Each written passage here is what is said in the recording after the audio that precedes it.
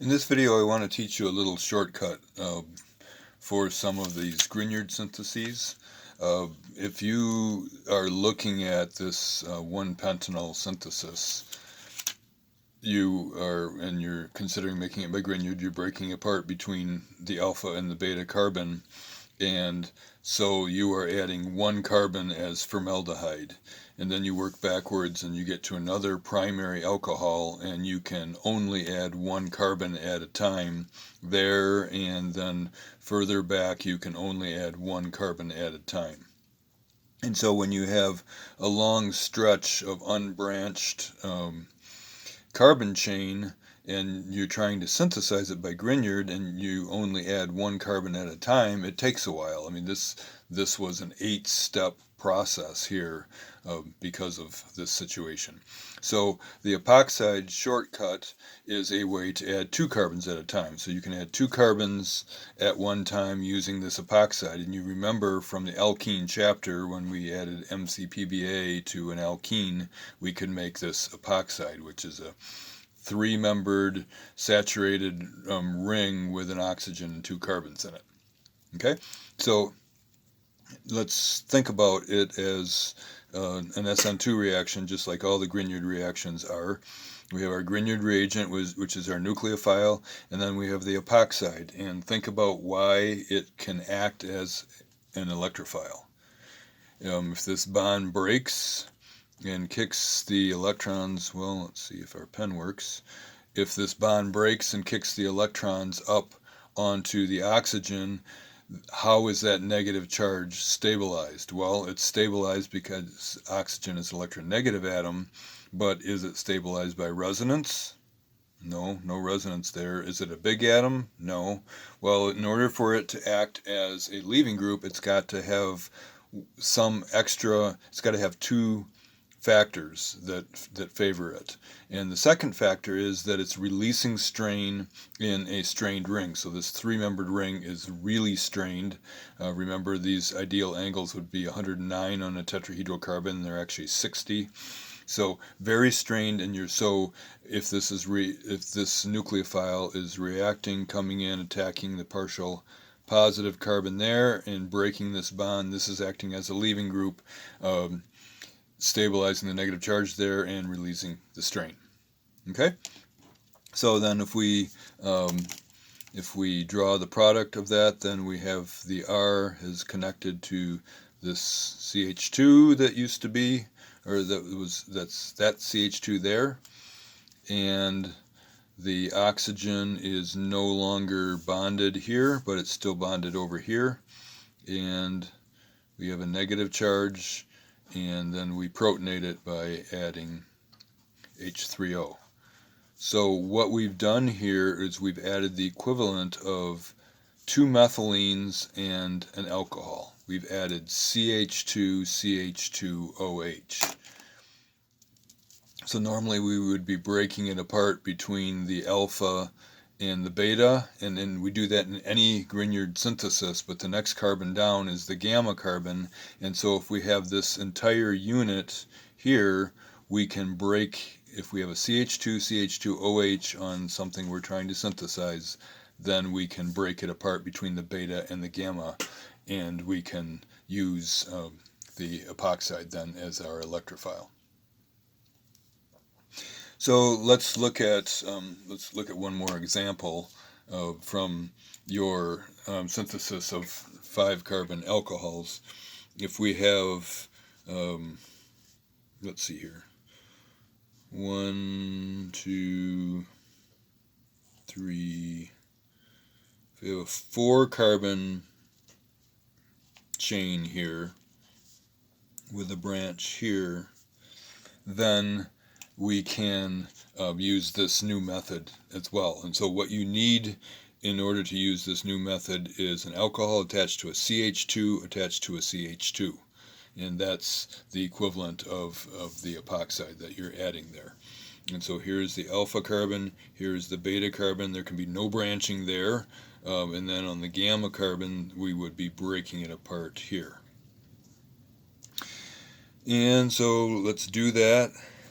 For breaking it apart there, this 3 carbon chain used to be the Grignard there, MgBr, and then we are adding in step number 1 ethylene oxide, and step number 2 H3O. Then we can make that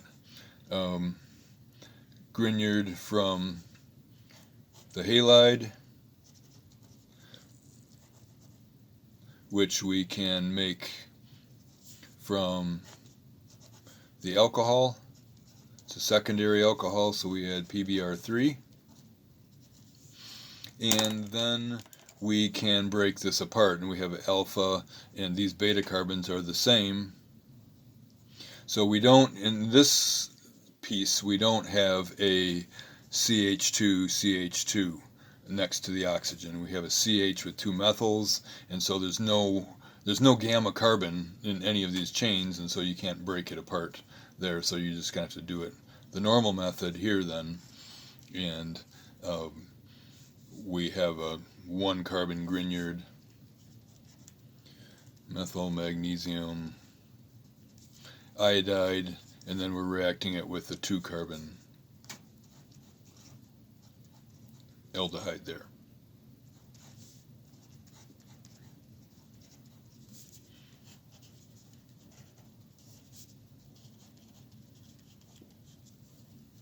Okay, so be careful you don't confuse these two things here. And so this is a 2 carbon electrophile that you can add, and this is a 2 carbon electrophile that you can add.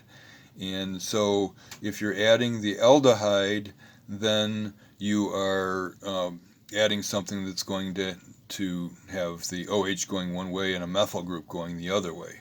If you're adding the epoxide, you're adding the piece that has the 2 carbons with the OH on the end, not on, down here we have the OH on the first carbon, and then a methyl on the end, and then up here we have the OH on the second carbon. So you need to be careful that you're paying attention as you're breaking it apart, and don't think just because you're breaking off 2 pieces you can be adding that as an epoxide. It's got to be, just because you're breaking off 2 carbons doesn't mean it's an epoxide.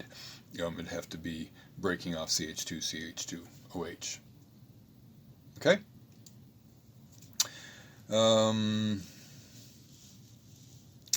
I think that's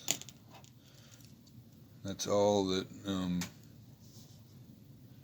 we're going to do in this video. I guess I can give you an example of one here.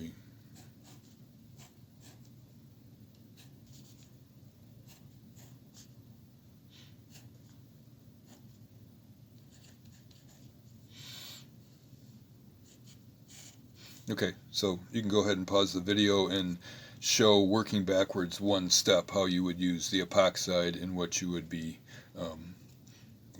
adding to what's the Grignard and what's the epoxide, and how would you use it here.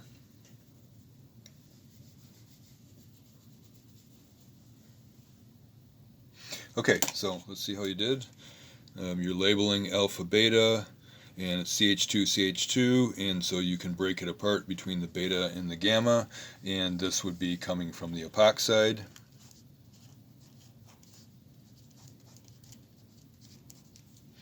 And so then the Grignard would be this piece here, CH2, and then MgBr, which you could be making in 2 steps from the corresponding alcohol.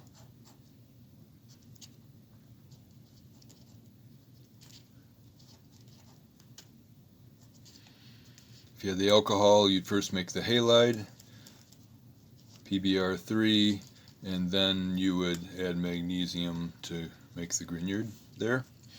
And so this one right here, it has a CH2 on it, but the next carbon down is not a CH2, so you cannot use the epoxide method, and for this next step you would have to break it apart between the alpha and beta carbon and use the use formaldehyde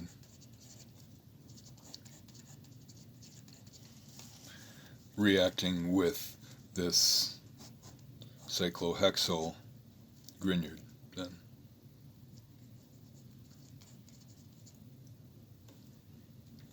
Okay.